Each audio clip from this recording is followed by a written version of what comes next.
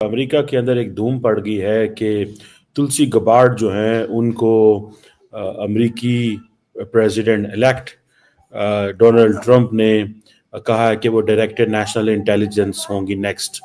और basically director national intelligence का काम ये होता है कि वो अमेरिका की जो 18 एजेंसीज हैं और जो इंटेलिजेंस कम्युनिटी है, CIA, NSA, FBI, सब के दरमियान जो है उन्होंने एक ऑफिस उनका होता है। एंड ये हम आपको दिखाई देते वो हैं ये साहब विवेक रामास्वामी। एग्जैक्टली विवेक बहुत पॉपुलर हैं और ये यहां तक है कि अब ये बात की जा रही है कि नेक्स्ट यानी डोनाल्ड ट्रंप के बाद कौन प्रेसिडेंट होगा, तो दो लोगों के नाम आ रहे हैं, बल्कि दो तीन के नाम आ रहे हैं। एक तो है विवेक और दूसरे हैं एलोन।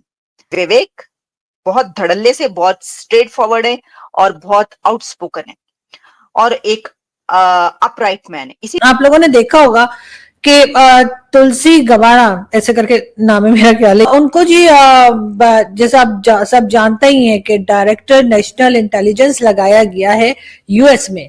जी हाँ, इनको यूएस में जिस तरीके से डायरेक्टर इंटेलिजेंस लगाया गया है, ये एक प्रैक्टिसिंग हिंदू हैं और इनके बारे में यही बताया गया है कि इनकी पीएम मोदी जो हैं उनके साथ भी कई बार जो है इनकी मुलाकात हुई है और उन्होंने जो है काफी मोदी जी ने जो है इनको काफी अप्रिशिएट भी किया है। और तुलसी गबार्ड, रिमेंबर तुलसी गबार्ड जो है उनके बारे में कहा जाता है कि is a rising progressive star and she supports Hindu nationalism, and this is what the people have been saying. और इंडियन जो प्राइम मिनिस्टर नरेंद्र मोदी है वो कई दफ़ा उनसे मिल चुके हैं और हिंदू राइट्स के लिए वो बड़ा काम कर रही हैं। ये जो जिसे वो कहते हैं ना, ये एक इम्पॉर्टेंट चीज़ है इंडिया के लिए। देखें, मैं आपको बताऊं, नरेंद्र मोदी साहब जो हैं, जब वो तुलसी गबार्ड से पहले भी मिलते रहे हैं और अब भी मिलेंगे, ठीक है। तो obviously Tulsi Gabbard first is a young lady, ठीक है जी। दूसरा ये है कि उन्होंने ये हवाई की वैसे भी यूनिवर्सिटी की पढ़ी हुई हैं। अपना जो रिलीजन है वो एज ए प्रैक्टिसिंग हिंदू हैं। इंडिया अमेरिका के अंदर ये बात डेफिनेटली एक नई चीज़ है, ठीक है। She is a person of colour, obviously sometimes ये हमें लगता है थोड़ा सा, लेकिन पर्सन ऑफ कलर तो हैं वो। कई लोग वो ब्लैक तो नहीं है, लेकिन जारी बात है ब्राउन है।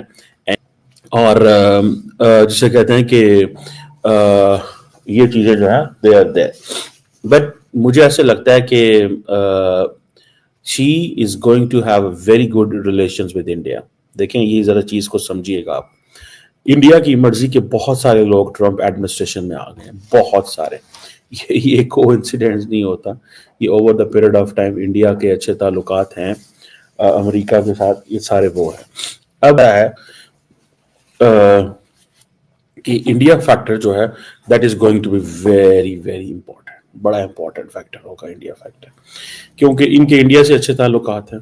इंडिया जो है वो ऑलरेडी समझता है कि when it comes to the intelligence community in the America, India is on the left, India is not on the right because of the Pannu incident. मुझे ऐसा लगता है कि she will brush aside those, ठीक है, उनको brush aside कर दिया जाएगा, ठीक है जी। अब देखिए, पहली बात तो यह है कि इन लोगों को शायद जैसे कि ना कि तुलसी गबार्ड जो है वो इंडियन ओरिजिन की है, नहीं, she is not from Indian origin, but obviously she identifies herself as a Hindu. India वो आई है बहुत ज़्यादा, 2004 में भी सुना है, एक पर्सनल इनविटेशन उस वक्त नरेंद्र मोदी ने दिया था। अब ये भी जरा स्टोरी देखे ना कि 2014 में नरेंद्र मोदी ने एक पर्सनल इनविटेशन भेजा। उसकी वजह ये थी कि Narendra Modi was figuring out that America के अंदर मेरे ऊपर तो पाबंदी है, so I need to open connections. लेकिन नरेंद्र मोदी को ये नहीं पता था कि अमेरिकन बेताब बैठे हैं मोदी साहब से दोस्ती करने के लिए। अमेरिकन की तो दिल है सुबह दोपहर शाम कब हम मोदी के करीब हों, बिकॉज उनके लिए उस वक्त China and Indo Pacific strategy वो हो रही थी, ठीक है जी। एंड देन व्हेन मोदी साहब स्टार्टेड गोइंग यूएसए, तो उनको पता लगा कि हाँ जनाब क्या है और क्या नहीं है।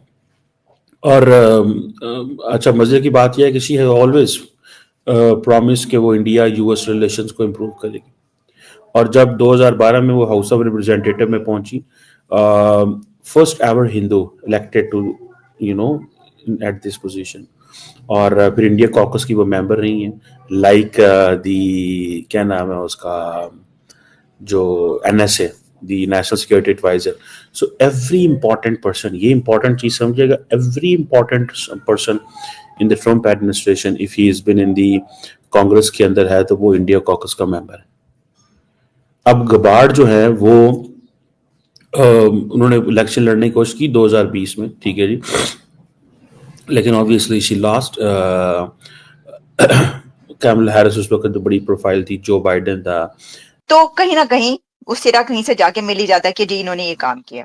तो देखिए, अब जब हम देखते हैं डोनाल्ड ट्रंप की सारी एडमिनिस्ट्रेशन को, जैसा मैंने बताया कि उसमें टॉप लिस्ट नाम बहुत सारे ऐसे हैं जिनका कहीं ना कहीं से ताल्लुक इंडिया से निकलता है, या वो अपना टिल्ट प्रो इंडिया रखते हैं, पहले भी नजर आते हैं और अब जो नए आए हैं उनके बारे में भी यही कहा जा रहा है।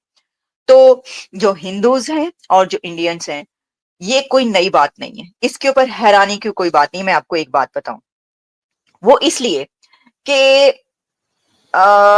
जो इंडिया के लोग हैं वो हर गवर्नमेंट में, अमेरिका की हर गवर्नमेंट में, हर एडमिनिस्ट्रेशन में बहुत अच्छी की पोस्टों पर रहे हैं। अब आप कंपैरिजन करने में आएंगे कि जी पाकिस्तानी कहाँ, ट्रम्प की एडमिनिस्ट्रेशन में कौन पाकिस्तानी या पाकिस्तानी ओरिजिन से, ऑब्वियसली मेरा मतलब ये है कि अमेरिकन पाकिस्तानी, वो कहाँ पर है, किसको लगाया, कितने हैं, तो आपको ढूंढने से भी शायद ना मिले, या होंगे तो हम जरूर आपके सामने लाएंगे एक दो नाम अगर निकल आए।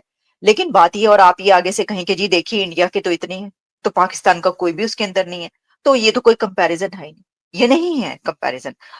अमेरिका की जो लॉबी है वो हमेशा से ये रहा है कि बहुत ज्यादा उसमें इंडिया की उसमें बहुत स्ट्रांग रही है। इंडियन लॉबी अमेरिका में बहुत स्ट्रांग हमेशा से रही है।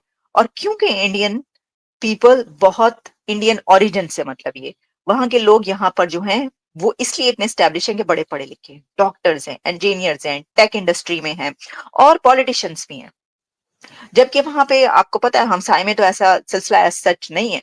मेरा ख्याल है यूके में शायद उनकी तरफ जो वो बने हैं वो कहा जा रहा था कि काफी एमपीज हैं, लेकिन अमेरिका में जो है वो इंडिया छाया हुआ है, उनके लोग छाए हुए हैं। तो इसलिए इसमें कोई कंपैरिजन करने वाली बात ही नहीं।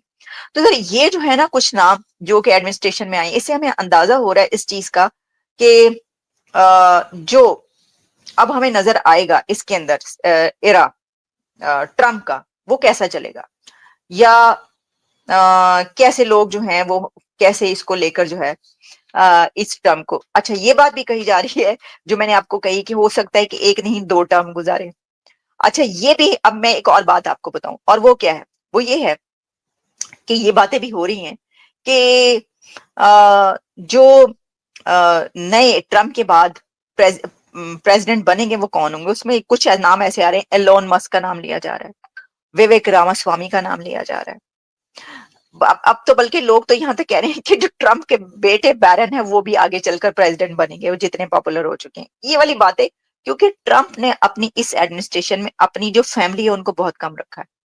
ये इसमें एक नई बात है। आप ये देखिए कि प्रेसिडेंट ट्रम्प ने ये किया है कि वो पहले जो, जैसे कि उनके जो बेटी थी, बेटी के हस्बैंड और फिर एक और बेटे, ये सब उनकी गवर्नमेंट में शामिल थे।